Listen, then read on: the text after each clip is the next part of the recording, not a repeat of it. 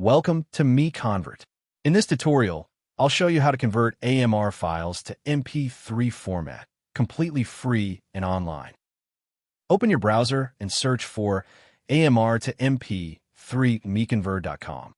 Click on the first result to go directly to the converter. You're now on the AMR to MP3 converter page. The interface is clean and easy to use. Let's upload a file. Click the Choose File button. A file picker will open. Select the AMR file you want to convert, then click Open. Your file is loaded and ready. You can see the file name, size, and target format. Click Convert now to start the conversion.